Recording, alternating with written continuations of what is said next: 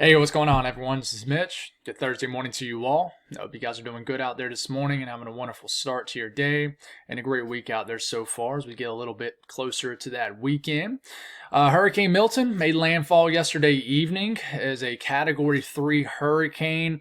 Of course, before it actually made landfall, it produced all those tornadoes late yesterday morning into yesterday afternoon. It was a full-fledged tornado outbreak. I would give a lot of props to all the National Weather Services in Florida, especially the one out of Miami. They put in a lot of work yesterday, keeping people aware. So just want to give a shout out to them. The professionals did an excellent job keeping everybody aware of what was going on. And then it made landfall and around Sarasota, Florida. So of course the damage was done with that. Just let me know what you guys are waking up to this morning. Of course, don't make that a priority. I know you folks got to clean up and just get your life back together. But we are certainly thinking of you folks in Florida. We're praying for you guys. Share your story in the comments when, you get time, and we would love to hear it. Message me. Just tell me what you experienced. And I really hope that we're done with the tropics. If I had to be completely honest with you, though, I do have a hunch that we're going to have to deal with some other tropical system in the Gulf of Mexico sometime over the next few weeks before October is over. There's a lot of chatter out there about another storm coming, just like we heard the chatter about another storm coming after Helene. And a matter of fact, we ended up getting another one, which is Milton, which, ended up being a Category 5 hurricane. But as far as what we're seeing out there, there's nothing to be concerned with right now. But just a gut feeling tells me that we could potentially have something to discuss again here in the coming weeks. Let's hope not. I really hope I'm wrong about that. But we're going to speak on Milton a little bit this morning, not a whole lot. We'll give you an update on the tropics. We'll talk about what's going on weather-wise across the entire lower 48 for your day. And then stay tuned for the end of the video. Got you a treat. We're going to talk about another cool down that's on the way, which might not be viewed as a treat for a lot of people. Maybe even a little bit of snow for the Northeast and New England area. But at the very end of the video, we're going to talk about the Northern Lights. There's a chance that you guys pretty far south, once again, will be able to see the Northern Lights on the horizon. So we'll speak on that. I don't pretend to be an expert on that, but I'll talk about what I do know. I have a cool little timeline up. This is subject to change a lot, but stay tuned for the end of the video if you're interested in maybe even seeing the Northern Lights tonight. Something you typically don't see unless you're like in the North Pole or something. So definitely a cool experience. I got to experience it back in May. So maybe there's an opportunity tonight for it also. So if you guys have not subscribed, certainly consider doing that. Like the video if you like it. And if anybody has anything that I can pray about or pray over, please put it in the comments below. Let's get rolling this morning. So this is Milton. Has completely been ripped apart because of land interaction, a lot of shear and dry air. It doesn't even look like a hurricane anymore. It just looks like a big blob of convection, but it continues to bring impacts along the east coast of Florida this morning, but things will very quickly improve throughout the morning hours. And in fact, by the time we get into dinner time tonight, it'll be much calmer, but we're going to get some gusty winds all the way into the Carolinas today, some breezy conditions. There was a phenomenal sunset yesterday across the Carolinas and Georgia, even all the way up into Virginia. And this happens a lot with the outflow, the outward extension of the cloud bank from these tropical systems. Typically, you get these just wonderful, phenomenal sunsets. But of course, whoever's getting impacted by that hurricane is getting the awful impacts of it, which we experienced across Florida last night. But this is an update on Milton. Still technically right now a hurricane, but I mean, it'll be like a tropical storm. And weaken all the way into just the remnants of Milton by the time we move over the next day or so. So latest cone from this system, it's still technically an 85-mile-per-hour hurricane per the 5 a.m. update, but will weaken substantially over the next 24 hours and race off. There's a lot of people asking me, not a lot, but more people than I would think, is this going to race up the eastern seaboard and impact everybody? No. There's a cold front in place. It's not going to allow it, and this thing's just going to head back out into the ocean. So we don't have any worry about this making this, awful turn and heading back towards the Carolinas. I know a lot of tropical systems do that, but this is not. So don't worry about that. We do have Leslie out here, powerful 105-mile-per-hour hurricane. We got this area of interest we're still watching, but it has dropped in chances to develop. We still got this area of interest that was actually dubbed an invest. I didn't even realize it did. I've just been paying attention to Milton so much, but not expected to really do anything. Maybe bring some unsettled weather to Bermuda. And then, of course, there's Milton right here where the pressure continues to rise, and it's racing off northeast and probably eventually just flat out to the east.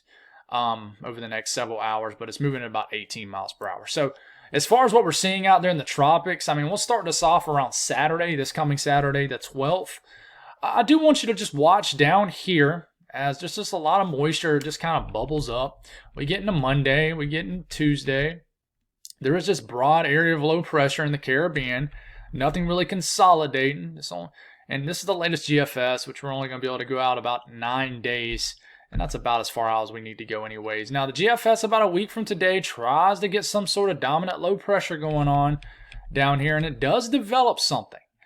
By not this weekend, but next weekend, it tries to develop a tropical storm. But this is over a week out. And this is why, I kind of mentioned at the beginning of the video, I do want to watch here in the next week or so in the Caribbean and Gulf of Mexico. Okay, I want to watch it again. A lot of energy being suppressed down into this area because of frequent troughing, cold fronts. I do want to watch down here. This is not Mitch saying there's another storm coming in 10 days. It's not. Please don't tell people that. Some people will, just be careful what you see out there, guys. Just be careful. That's all I'll say. But a low pressure is forming in the Western Caribbean. Just got to watch it. That doesn't mean that's exactly what's going to happen. Just something to watch. The pattern would support it. Same thing. Start out Saturday, getting into Sunday, Monday, Tuesday. Big cold front digging down to the eastern U.S. We'll talk about that for next week when we get towards the end of the video. And then there is a lot of moisture just bubbling up down here in the Caribbean. Does anything kind of form into a dominant low? Well, it does look like there's energy here, for sure. There's some sort of energy here, and it's creeping into the Gulf of Mexico, but of course, there's no tropical storm, no hurricane. The next name is Nadine. I think that's how you pronounce it. Maybe I need to refresh myself on that. I think it's Nadine. But anyways, this does not form a tropical system. So it's just something we got to watch over the next couple days, especially over the weekend. So that's an update on the tropics. As far as way out there in the Atlantic, it's getting to that time of the year where the main development region, I wouldn't say is not a threat, but, systems don't form out there as much anymore at this time of the year. We're kind of late in hurricane season. So, yeah. As far as what's happening weather-wise across the entire lower 48, we do have some showers. I don't know if this is even hitting the ground up here in Montana, but a little bit of energy, a little bit of rain activity in central Oklahoma. There's what's left over of Milton. The center of low pressure is off the coastline now of eastern Florida. We still have ongoing flash flood warnings, and we got this rain shield that's just off the coastline of the Carolinas. Maybe a little bit of shower activity, light rain along the Carolina coastline. But we do have this upper low embedded in this trough up here and Atlantic Canada and Maine. So we're going to get some chilly rain that potentially swings down into Maine today. We'll have to watch for that, but nothing too serious really anywhere, guys. Watches, warnings, and advisories. We still have some lingering hurricane warnings and tropical storm warnings out, but these will all rapidly expire throughout the next several hours. Wind advisories do extend all the way into the Midlands of South Carolina. Where I live here in Lexington County, we got wind advisories, could get some gusty winds, and then we do have, I always get confused here, but if this is a frost advisory or freeze watch. But we got freeze watches, freeze warnings for some of these higher hills and just higher terrain in PA, West Virginia, and Maryland. So winter is coming. As far as excessive rainfall, nothing. The flooding threat dramatically drops. The good news about Milton is this was just kind of a 24-hour thing. Okay, it wasn't one of those. I mean, I would even argue it was. Well, no, it was definitely a 24-hour thing with the tornado threat yesterday morning and afternoon. But it wasn't one of those systems that's going to stall out for days worth of activity or anything like that. And then the severe weather, thankfully, this takes a back seat again today. Yesterday was just awful across Florida with multiple tornadoes that looked like something out of a freaking movie. It was ridiculous. And it just looked like something you would see like in the middle of the country in the plains. So general risk of thunderstorms in certain areas, not a big deal. Let's focus on the southeast here. Listen, the rest of Milton will race off to the east. I mean, that's Milton right there, heading on off. See you later. Good riddance. Bye. We get into this evening, could have some back-end rain showers and storm activity that could, hit the east coast of Florida, and we're going to get some stormy activity in the Bahamas maybe, but the rest of the southeast, dominated by high pressure, clear skies, some high clouds maybe, but just cooling off pretty quick. We're even will try to get some cooler air into Florida tonight too, with the backside flow. So yeah, that's something to look forward to. In fact, you look at dew points here, and check this out. It looks like it doesn't quite get down there, but I mean this tries to even get down to Tampa, guys. But when waking up tomorrow morning in Tampa, we could have noticeably lower humidity. So that's something to look forward to, and this is normally something that you get with these October tropical threats. Sometimes in the backside, the northeast and east flow, and northerly flow, basically, this helps to yank down dry air from the north that's just hanging out. So the northeast today, this morning, it's quite chilly. I want to add, we got some sub-freezing temperatures in areas. Beautiful fall foliage I'm hearing up here in interior New England right now, but it's chilly. I mean, all the way to the big cities, is Boston, New York City, Philadelphia, Baltimore, DC, all in the 40s. You get outside the higher populated areas and some of these, high hilly areas and just higher terrain, you drop into the low 40s, even to the 30s. So definitely a chilly fall-like morning. Nothing totally unusual, but definitely a chilly morning. The northeast today, chilly day. We get into this afternoon. We'll get some chilly rain showers, maybe that makes their way into Maine. This might drift all the way into northern New Hampshire. Outside of that, though, beautiful day, guys. Not a whole lot to speak on. So, South Central U.S., same thing. Not a whole lot to talk about. Starting to warm up a little bit more. We get into this evening, getting into the overnight hours, all the way into tomorrow morning. Maybe a little bit of shower activity along the Oklahoma-Texas border, but not a big deal. Thursday morning, this morning, up here in the North Central U.S., Great Lakes region, Midwest, it's another quiet day of weather. No big rainmakers really anywhere across the country, unless it's tropical driven, like with Milton. For example, here in South Carolina, I haven't had rain in my house since Hurricane Helene. It's almost been 2 weeks without rain. We have quietly went 2 weeks without rain at my house. So, and it looks like we're at least going to go another week. So it's getting dry out there for a lot of people. It's like quietly getting dry. It's kind of weird. We're getting our rain in a lot of areas and big kind of just all at once. And then it stays dry for weeks on end. And then you get all your rain at once, knocks out the drought. So that's just kind of been the pattern across a lot of areas across the country. But we're getting into this afternoon.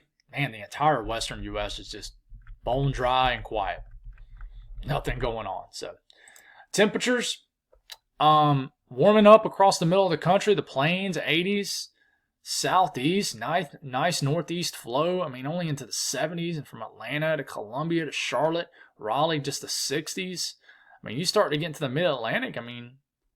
If you're kind of cold nature, you might need a little sweater or light jacket throughout the entire day today. You get up into the interior sections of New England, absolutely. It'll be cool and downright cold. Now, some people, will be outside with a short sleeve shirt in the Northeast and the Great Lakes region, in the mid 30s. It's just that's just how some people are up here.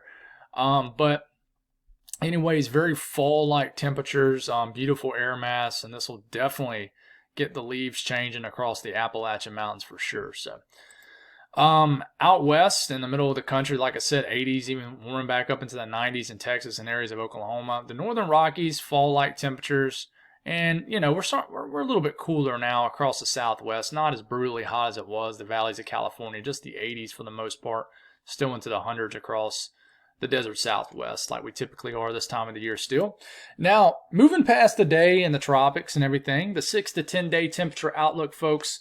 This takes us from the 15th to the 19th. If you live out west, unfortunately, above average temperatures are predicted. This was issued yesterday. But the eastern U.S., we're expecting a reinforcing cold front to move in early next week. Of course, we had the cold front a couple days ago across the area. Another one is coming. And this one, I think, has a shot to make it all the way down to Florida. Once we start to get into October, even Florida starts to get some of these cold fronts. They're not often, but you start to have a shot at them, right? But well below average temperature, centered right over the southeast. So definitely a chilly period coming up that's going to definitely put you in the fall mood. Some people don't like it. Some people do. I love seeing the blue on the map. You guys know I love winter weather. If you don't, I imagine you're a new viewer, but I'm a big fan of winter weather. If you're a new subscriber, guys, I would say this. Stick around for the winter. We have a lot of fun. You think that I really geek out talking about the tropics? Wait till we get to winter weather. You'll really see my passion, my excitement for weather really kind of ooze out. It's just something that I love talking about is winter weather. Even talking about snow in other areas excites me. So, but anyways, what's bringing this big pattern change? Well, as we get into Sunday, you see the blue area, that's lower pressure, and then the kind of the reddish orange area, some people might call this like a salmon color, that's ridging, high pressure. So this low pressure, this trough is what we call it, drops down with an associated cold front. And this drops down across the eastern U.S., the Great Lakes region.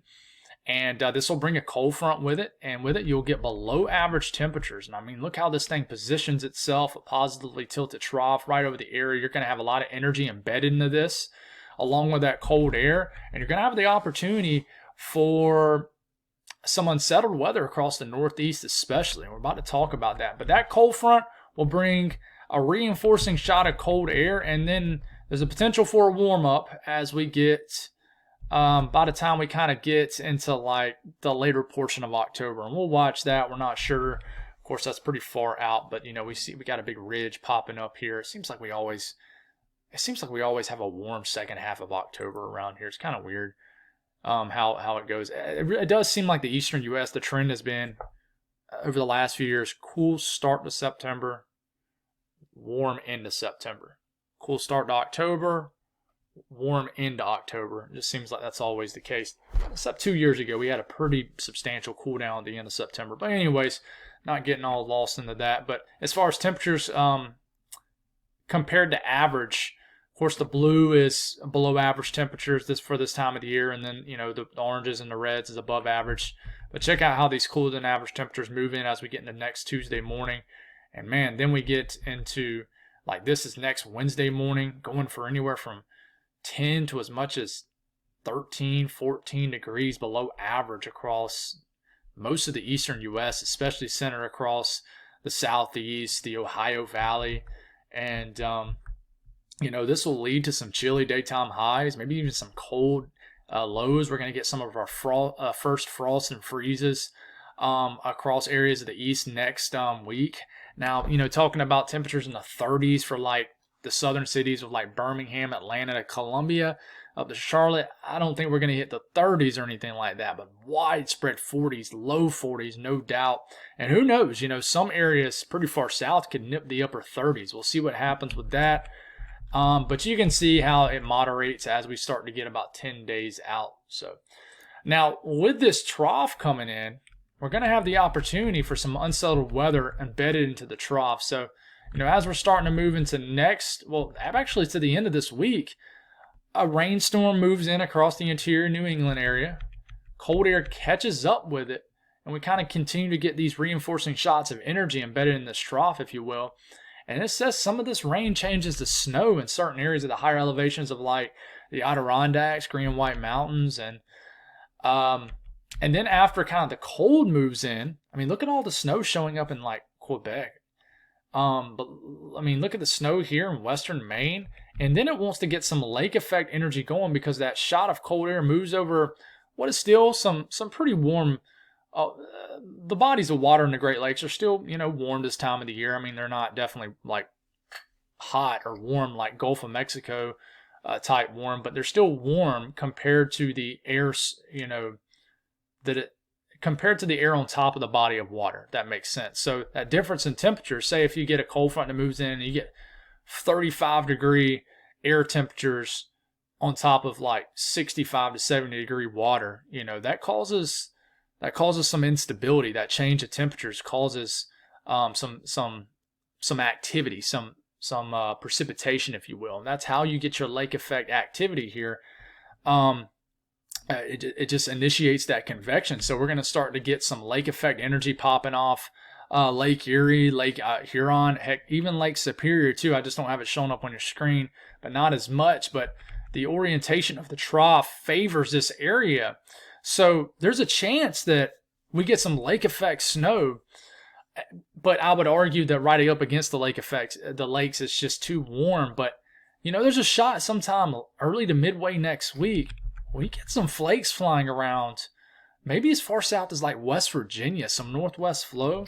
And these are the kind of systems that you get your big lake effect snow events come like November when it's cooler on average. So this is something to watch. I thought I had the Euro pulled up. Well, I do. The Euro, if you kind of look at what the Euro does, it's kind of the same setup, if you will. We get the rain that moves in. You're not seeing as much blue. Definitely a cool rainstorm. And then kind of a reinforcing shot of energy. And the cold air moves in. And you do see some splotches of blue out there. But it's mainly green as in rain. But, you look at this. This is for like next Wednesday. You're seeing some just energy kind of lake-enhanced energy kind of coming off the lakes here. So it's just something to watch is what I'm saying. It's some snow starting to show up here on the map now. And then, this is mid-October, so pretty impressive. Not super rare by any means, but definitely impressive. So we'll wrap up this video by talking about the Northern Lights being possible tonight. So, listen, I don't try to pretend to be an expert, so if you got any expert questions on this, I'm not the guy to ask, but I definitely think it's worth showing you guys because, it is kind of weather related.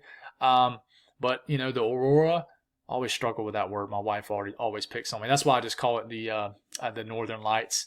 But they got the KP forecast of an 8.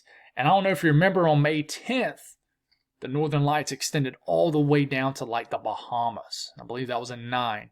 The G scale is a 4 right now. It's forecast to be a 4 out of 5. It was a 5 before, but this could change. So, this was based on last night's forecast. This could change, but they're saying that your best viewing window is going to be, basically right when the sun sets all the way through probably just after midnight. So, I know you see this line and you see the red line only extends down into the middle of the country. But listen, typically in these events, you can see it much further. In fact, there's some graphics that are showing it much further south. Okay, so if you're wondering, Mitch, how do I view this? My advice to you would be, if you're serious about trying to view it, first off, follow some accounts. Go to, the National Oceanic and Atmospheric Administration website. Follow some accounts that are really crazy about it on social media. They'll keep you up to date. I'll be posting a lot of stuff on it probably throughout the late morning and afternoon, and retweeting and reposting people's information, especially on X or Twitter. But if you're trying to view it, I would say you need to find an area that you have a really good view of the northern horizon. If you got a giant pond or a lake near you, and you can kind of go to the area where you don't have as much light pollution in it. And let me move this out the way here. You don't have as much light pollution. Find that. And then, guys, people don't realize you don't need some of these high-tech cameras to get this to be able to see it through your picture. All you really need is an iPhone or just an Android or whatever the heck you use. And honestly, you can do it holding it. You got to get in a very dark spot, and your camera will adjust, and it'll change to a long exposure setting. And that's when you have an opportunity to really get a nice shot, a nice picture of it. And a lot of times you can't visibly really see it, but when you take that picture, it shows up on your phone. You're like, wow, there it is. And it would help. I have my tripod right over here ready, and my cat's, Rocket right behind me. I forgot to introduce my boy Rocket. He's just chilling on the bed here. But a tripod would be great. Put that phone on the tripod. It's able to hold it still, and you're going to get your best results like that. But please don't think you need some high-tech DSLR camera or anything like that. You absolutely don't. You can do it on your phone. But listen, I got to experience this on Lake Murray, a local lake here in my areas in the Midlands of South Carolina, back on May 10th of this year, and it was phenomenal. It's something I won't forget. And here's some pictures of it if you're a new viewer and you haven't seen it. This is Lake Murray down here, and it was just awesome.